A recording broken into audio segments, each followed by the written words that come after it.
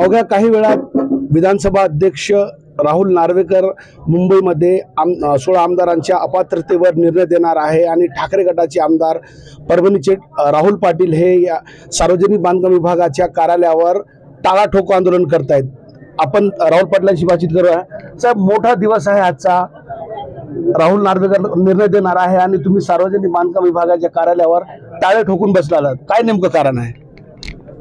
महाविकास आघाडीचं सरकार असताना परभणी शहरासाठी 82 कोटी रुपये मंजूर करण्यात आले होते। त्याचं टेंडर सुद्धा झालं आणि जसं सरकार गेलं आणि यांचं सरकार आल्यानंतर त्याला स्थगिती देण्यात आली। दुर्दैवानं परभणीचे जे मुख्य रस्ते होते ते सन्मान्य उद्धव साहेबांच्या नेतृत्वाखाली त्यावेळेस मंजूर झाले होते। त्याला 82 कोटी रुपये शासनानं मंजुरी दिली होती, टेंडर झालं होतं, पण या सरकारनंच त्याच्यावर स्थगिती दिली।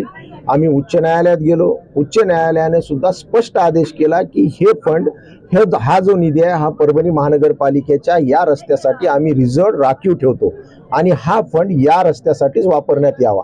तरी पण हे जाड कातड्याचं सरकार आजपर्यंत त्या पैशावर बसलेलं आहे आणि ते पैसे आमच्या हक्काचे परभणीकरांसाठी तिथून ते सोडत नाहीत, रिलीज करत नाहीत। त्यासाठी सातत्यानं आम्ही आंदोलन करतोय आणि त्याचा निषेध म्हणूनच आम्ही सार्वजनिक बांधकाम खात्याला आज लॉक ठोकलेला आहे, त्याला ताळेठोक आंदोलन केलेलं आहे। हे कार्यालय आमच्या काही कामाचं नाही। हे जर कार्यालय त्यांच्या आदेशाप्रमाणे अशा प्रकारचा अन्याय करत असेल, मंत्री महोदयाला आम्ही बोललो, मंत्रिमंडळात आम्ही बोललो, विधानसभेमध्ये सातत्यानं हा प्रश्न उपस्थित करतोय की हे पैसे सर्वसामान्य माणसाचे आहेत। हायकोर्टानं सुद्धा आपल्याला आदेशित केलेलं आहे की हे रिझर्व्ह फंड केलेलं आहे आम्ही आणि या रस्त्यासाठी वापरावा, तरी सुद्धा हे लोक हे पैसे द्यायला तयार नाहीत। टायमिंग हीच का निवडली तुम्ही? आता त्या ठिकाणी काही वेळात म्हणजे अवघ्या काही मिनिटात राहुल नार्वेकर निर्णय देणार आहे आणि त्याच वेळी तुम्ही या ठिकाणी आंदोलन करतायत। नाही, आम्ही त्या निर्णयाकडे गांभीर्याने बघत नाही। तो निर्णय काय येणार आहे आम्हाला आधीच अपेक्षित तो निर्णय आहे, कारण हे सरकार जसं तुम्ही पाहिले की गेल्या कित्येक दिवसापासून फक्त शासकीय यंत्रणेचा गैरवापर करणे, चांगल्या लोकांना जेलमध्ये टाकवणे आणि सगळे अनधिकृत काम करण्याचं काम हे सरकारनं केलेलं आहे। म्हणून यांच्याकडून आमची कसलीच अपेक्षा नाही। आमची अपेक्षा जनतेकडनं आहे। आम्ही 2024ला जनतेच्या दरबारात जाऊ, जनतेच्या न्यायालयात जाऊ आणि तिथं आम्ही न्याय मागू। यांच्यावर आमचा विश्वास नाही आणि हे काय निर्णय देतील ते आम्ही गांभीर्याने घेत सुद्धा नाही। आम्ही आमचा दैनंदिन कारभार सुरू ठेवलेला आहे। आमच्या मतदारसंघातील जे काही प्रश्न असतील ते सोडवण्याचा आम्ही प्रामाणिक प्रयत्न करतोय। आजच्या निर्णयाला फार गांभीर्याने पाहत नाही। आता पुढचं काय दिशा असणार आहे? न्यायालयीन लढाई लढणार आहात का तुमच्या पक्षाकडून? निश्चितच न्यायालयीन लढाई आम्ही लढू आणि न्यायालयातच आम्हाला न्यायालयावर विश्वास आहे, निश्चित न्यायालयात आमचाच विजय होईल।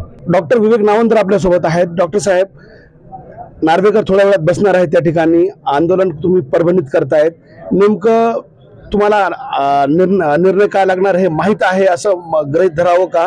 कारण टायमिंग पाहिलं तर नेमकं आता थोड्या वेळात म्हणजे काही क्षणात ते बसणार आहेत निर्णय देण्याला आणि तुम्ही या ठिकाणी आंदोलन करतायत, दैनंदिन काम करतायत तुम्ही तुमचं? नाही, शिवसेनेचा स्थायी भाव आहे आंदोलन करण्याचा आणि शिवसेनेच्या माध्यमातून परभणीमध्ये आमदार डॉक्टर राहुल पाटील यांनी महाविकास आघाडी सरकारच्या काळामध्ये 82 कोटी रुपयाचे 7 रस्ते मंजूर करून आले होते, ज्याची पूर्ण प्रक्रिया पार पडली होती। टेंडर नोटीस झाली, टेंडर प्रक्रिया पार झाली, टेंडर अलॉटमेंट झाले आणि त्यानंतर सत्ता बदलानंतर आलेल्या सरकारने त्याला पूर्णतः स्थगिती दिली। मग न्यायालयाचा दरवाजा ठोठावून न्यायालयातून दाद मागून, ज्या काही संवैधानिक गोष्टीमधून दाद मागून विधान भवनात असेल, न्यायालयात असेल, प्रत्येक ठिकाणी आमदार साहेबांनी त्याच्यासाठी प्रयत्न केला आणि न्यायालयाचा असा आदेश आहे की हे जे पैसे आहेत ते ह्या कामासाठी वर्ग केलेले आहेत। त्यानंतर ह्याची टेंडर प्रक्रिया आता सुद्धा ज्या गतीने चालू आहे त्याच्याने परभणीच्या जनतेला खूप मोठा वनवास सोसावा लागत आहे। 7ही रस्ते महत्वाचे रस्ते आहेत, धूळ खात पडले, प्रत्येक ठिकाणी धुळीचं साम्राज्य झालेलं आहे। रोगराईला स्थानिक प्रश्न महत्वाचे आहे, मात्र निर्णयाकडे कसं पाहतात? निर्णयाचा विषय काय? निर्णय जर न्यायिक पद्धतीने द्यायचा, कायदेशीर पद्धतीने द्यायचा तर त्याची एकच बाजू आहे, त्याच्यामध्ये आमचा विजय झाला पाहिजे। आणि निर्णय जर गैरकानूनी पद्धतीने द्यायचा आहे, न्यायाचा आधार न घेता द्यायचा आहे तर आम्हाला त्याच्यामध्ये पराभवाचा सामना करावा लागेल। त्याचा आणि ह्या आंदोलनाचा फारसा काही संबंध नाही, हा स्थानिक विषय। आम्ही हे बऱ्याच दिवसापासून या गोष्टीसाठी पाठपुरावा करत आहोत, सातत्याने आम्ही त्याच्या मागे आहोत। कलेक्टर साहेबांना निवेदन देऊन झाले, महापालिका आयुक्तांना 2दा निवेदन झाले, 2दा मोर्चे झाले आणि जेव्हा आता कळालं की PWDच्या माध्यमातून ही प्रक्रिया अत्यंत रखडलेल्या पद्धतीनं कासवगतीनं चालली आहे, त्यामुळे परभणीकरांचा आता अंत हा आपण बघू शकत नाही।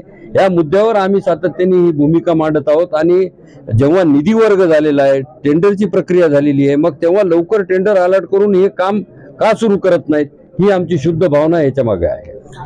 तर एकूणच आजच्या निर्णयाकडे आम्ही फारसा गांभीर्यानं पाहत नाही आणि पुढे न्यायालयीन लढा लढणार आहे असं या ठिकाणी आंदोलक सांगतायत. तर आमदार राहुल पाटील यांनी आजच्या निर्णयापेक्षा स्थानिक प्रश्न महत्त्वाचे आहे हे आजच्या आंदोलनातून दाखवून दिले आहे.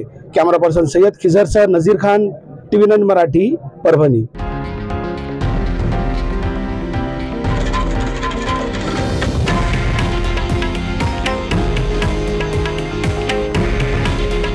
हे आहे देशातील नंबर 1 न्यूज नेटवर्क आणि आपण पाहत आहात TV9 मराठी. काळजी तुमची, हित महाराष्ट्राचं.